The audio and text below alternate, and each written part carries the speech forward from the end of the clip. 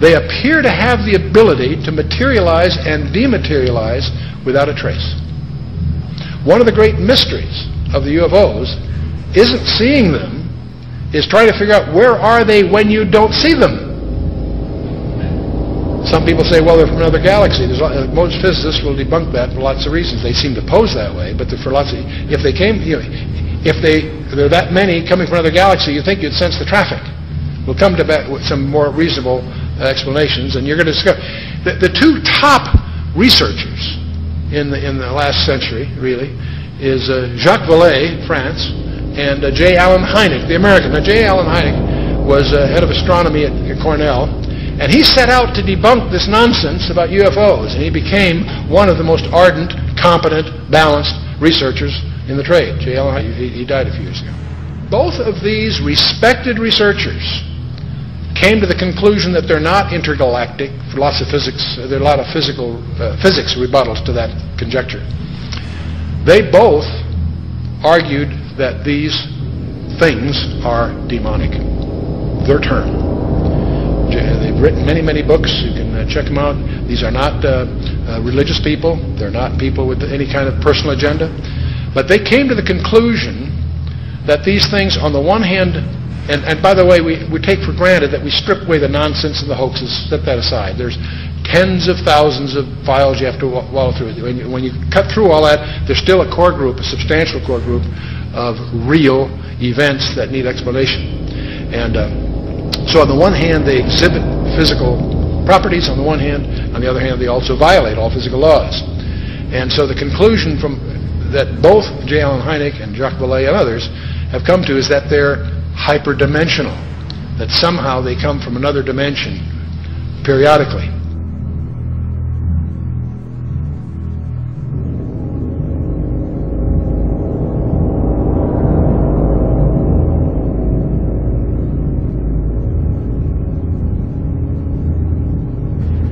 But both of them came to the conclusion that these creatures are hyperdimensional. They're not from some other galaxy.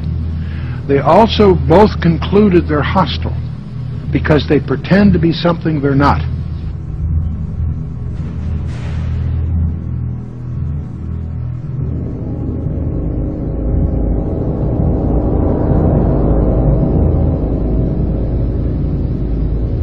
Just getting the image?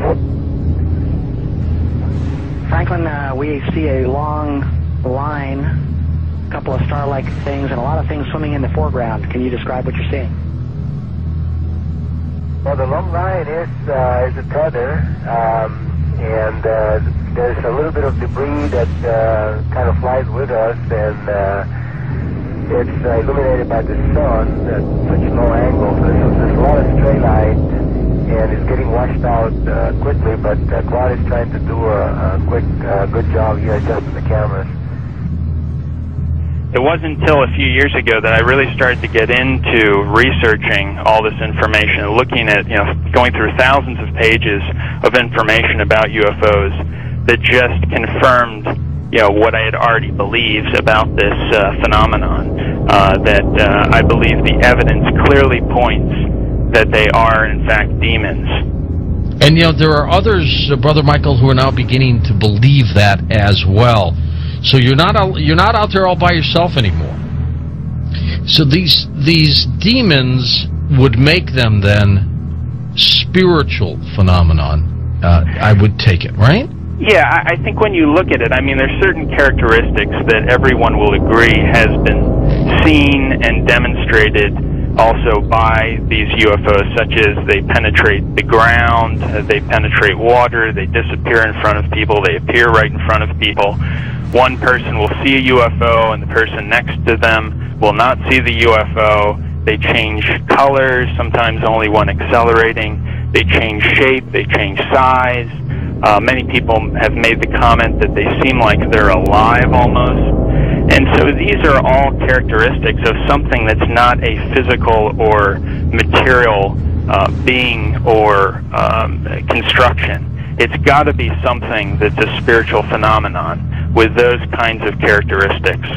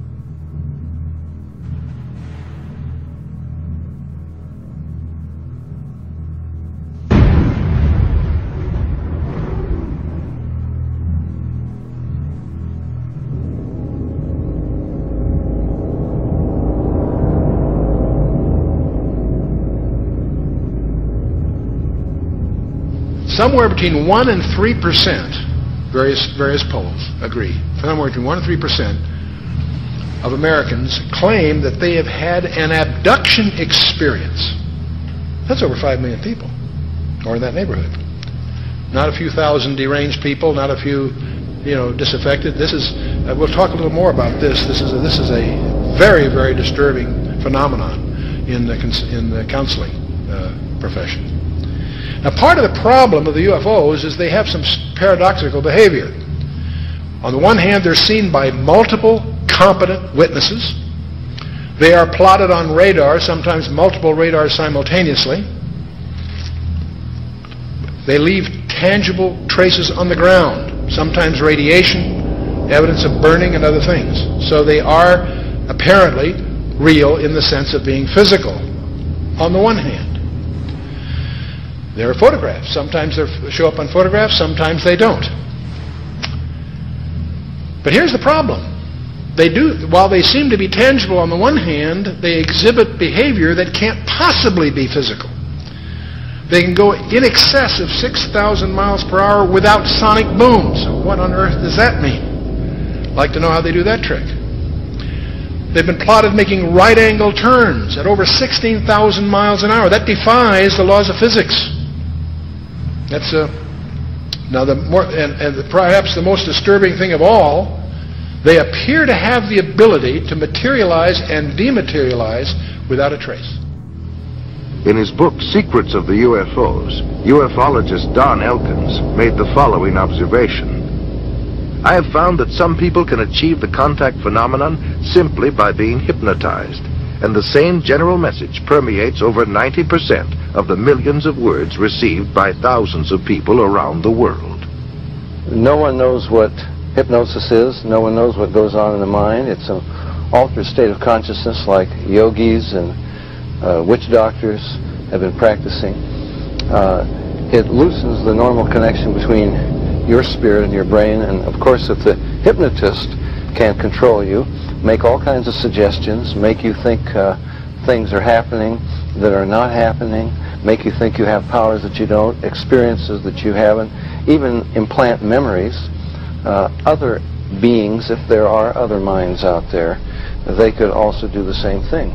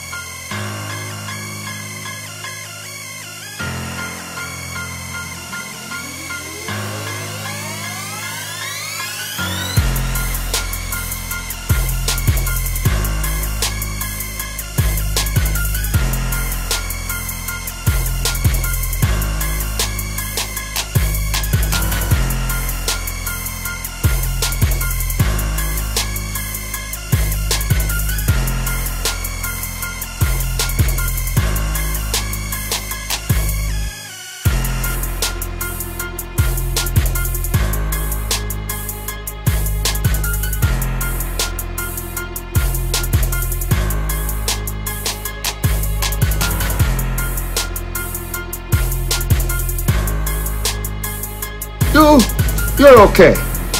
This one, real fucking ugly. Oh. You see, I take these glasses off, she looks like a regular person, doesn't she, huh? Put them back on, formaldehyde face. That's what we got. That's enough out of you. You get out or I call the cops. Call the cops? You know what you need? You need a Brazilian plastic surgeon. I've got one that can see.